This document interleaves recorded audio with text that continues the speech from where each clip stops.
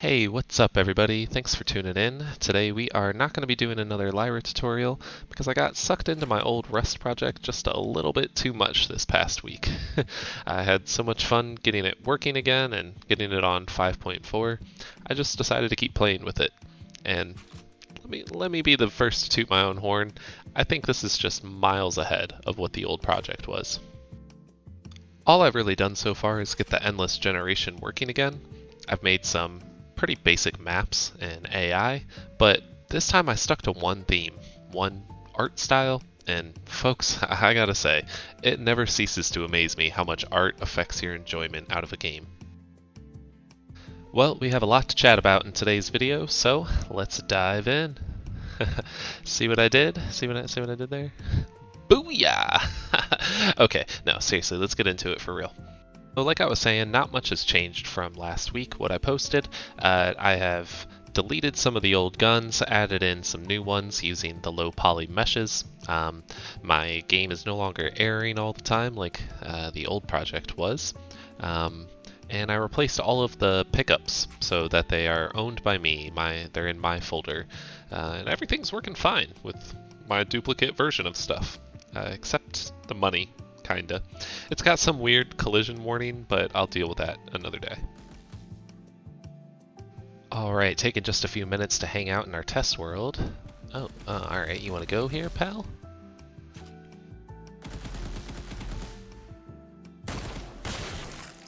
Okay, so as I was saying, I replaced all the meshes. I think it looks pretty good now. Everything's taken from just a couple of asset packs, so they're going to look pretty uniform. The whole world should.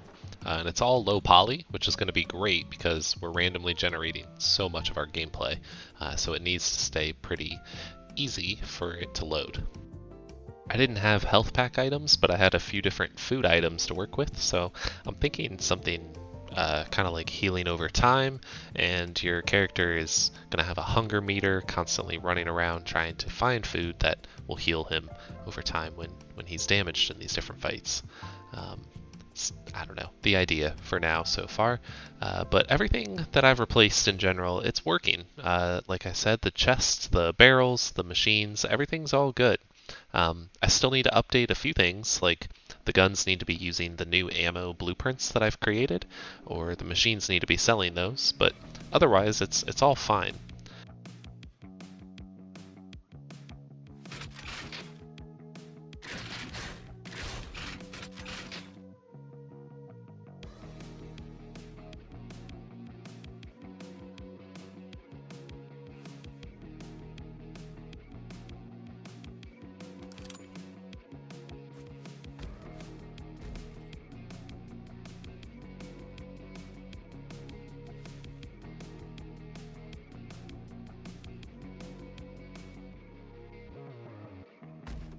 Another thing we see that I need to update is the arms in our first-person view.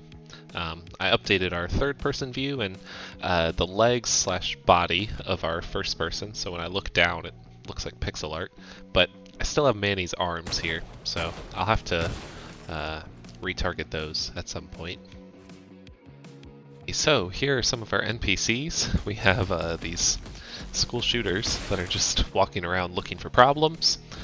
We have these two people in suits that won't mind their business. They're Karens that are running at us and will blow up when they get close. And then we also have the cops that you saw earlier that are going to attack us on sight. And lastly, well, we'll go up the elevator. We'll use some of these level assets first, and then I'll show you out in the distance. We have some zombie characters that I think look pretty cool.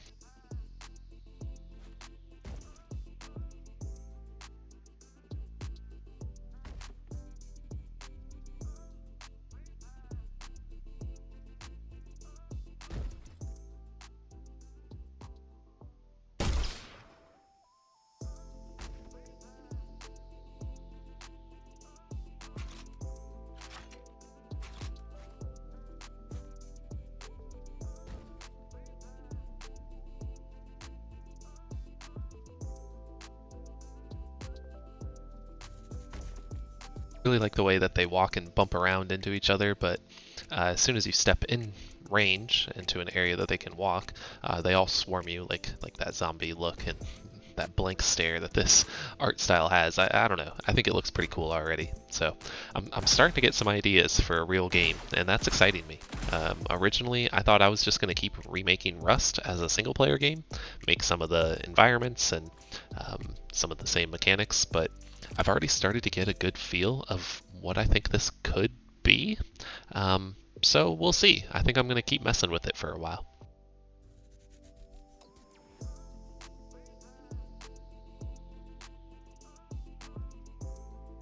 Last few things that I want to note here is, even though that they've killed me, when I reload back into this world, it has saved all of the loot drops, and in the future you'll see that it's saved even my buildings, pretty much all the actors in the level, which I find really neat. Means that any changes I've made will be there when I come back. And I can also vault this ledge, which makes for some pretty cool level design opportunities that I might take advantage of in the future. So. Alright, let's get into the code.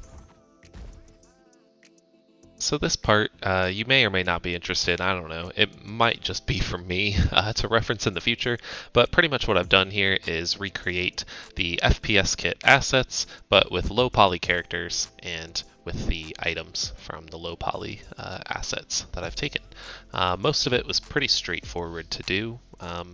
The character animations retargeted really easily.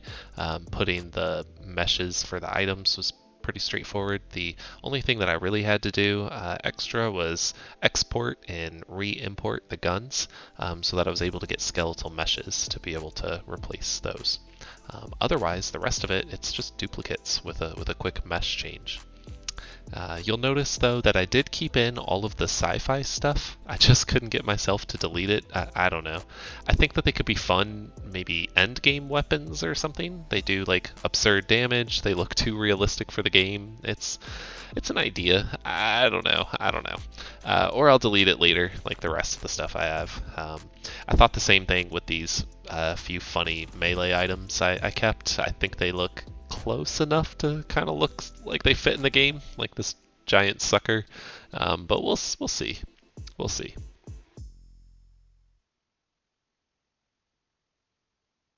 Creating the endless levels was super easy as usual. Shout out again to Slightly Esoteric Game Development.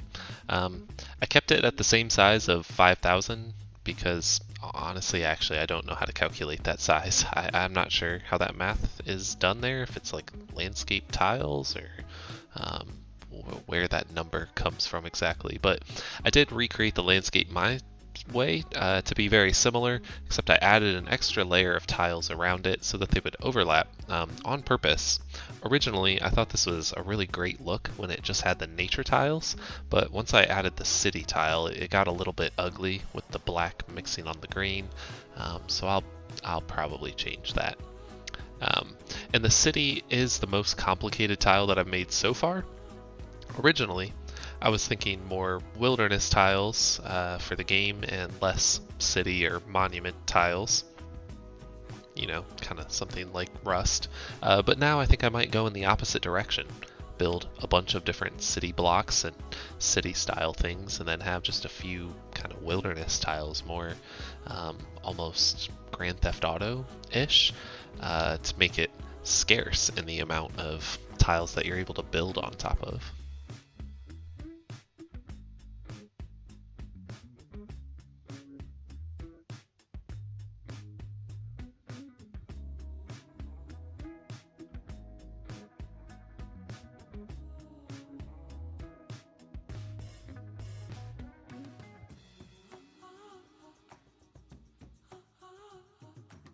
So for authenticity purposes and kind of for reference for myself, I am using a few different asset packs. As I've mentioned, the Polygon and Assetville packs are going to be the main two, as well as something that I guess is just called generic props.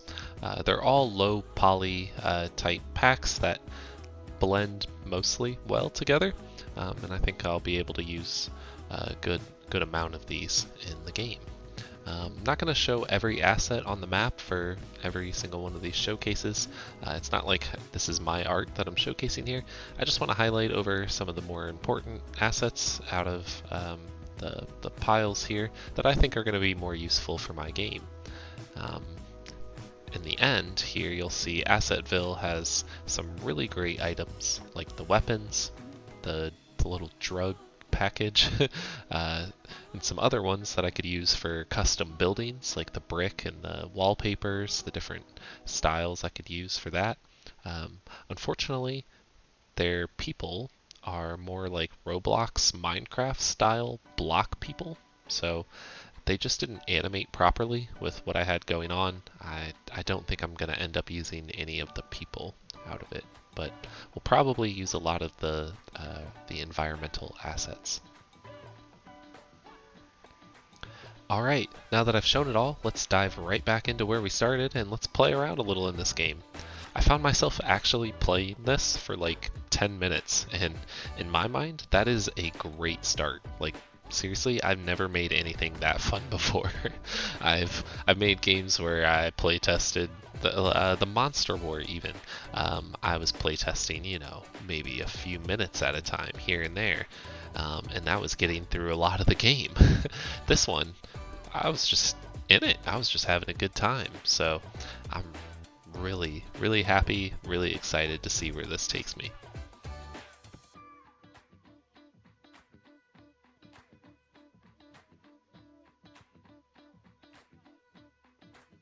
Few things that I want to call out while I'm playing here.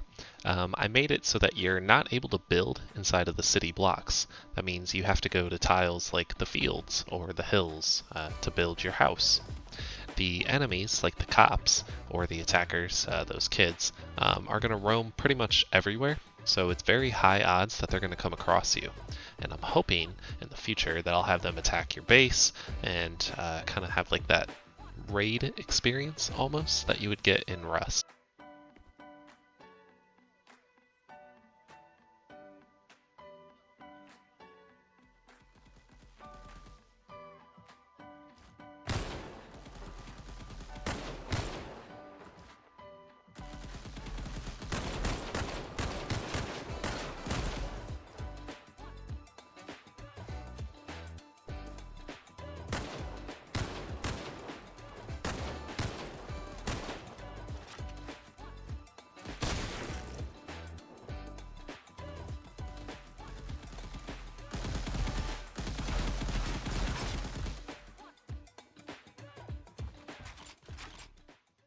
Ho ho ho, you better run, I'm coming for you.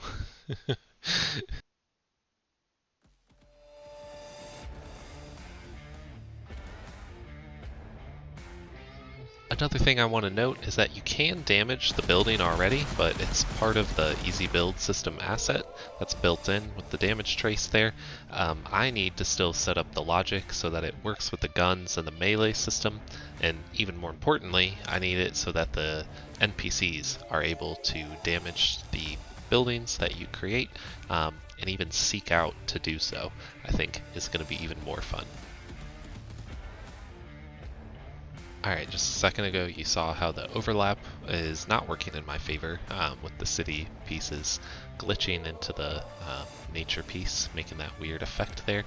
After this though, I try and get as far away from where I started to show that it is generating endlessly for myself and for the video, just to prove more of a point later as well too, in relation to the building save effect that I talked about earlier.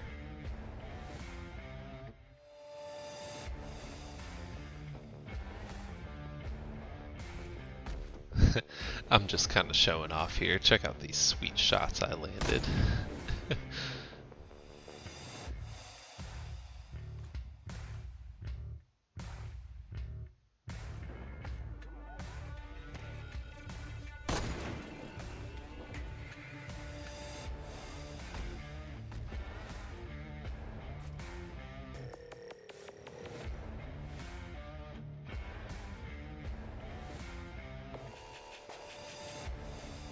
Okay, now let's build our classic stone 2x1.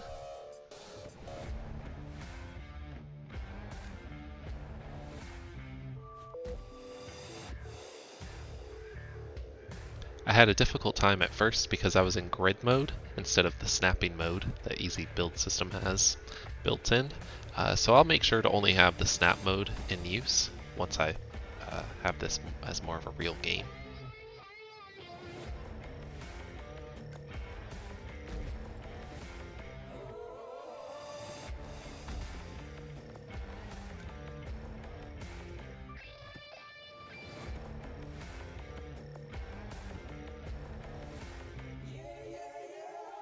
Alright, here we go. This is the part that I really had fun with. So, this cop starts attacking me while I'm in my base and building it up still. And just imagine with me, if you would, that he stays targeted on me and even starts attacking the base itself. I think that's the future goal, and I think that would make for some more fun gameplay.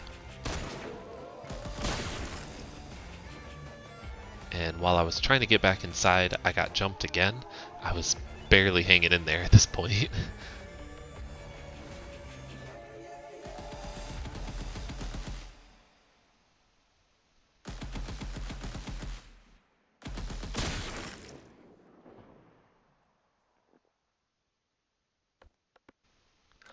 I couldn't build deep enough for the stairs right here, which was just, I guess, unfortunate placement for my 2x1, I think. But it looked like I could, so I was trying for a while, and I might explore that again later.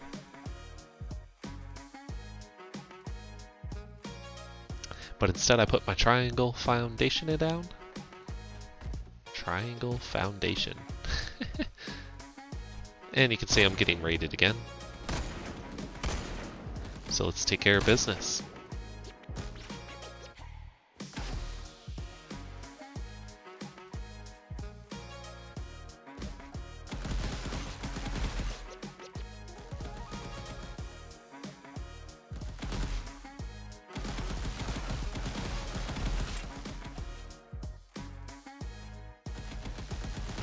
Ah, she got me. Okay, cool. So now you can see that even though I died in the endless mode, it still saved things like the loot drops and down below the house that I originally built. But it looks like all the enemies reset from the spawns, so I'll have to fine tune and tweak this death scenario, the game loop really. I'm not exactly sure what I want it to be like. I lean more towards permadeath mode, permanent, personally, but maybe respawning in your bed, like a lot of survival games. We'll see. Alright, I think that's about it for now. What do you guys think about it? Personally, I think I'm off to a really cool start. I'm excited about this project, and I'm probably going to keep working on it for a while. But really curious, what's other people's opinions? Let me know. How can I make this game better?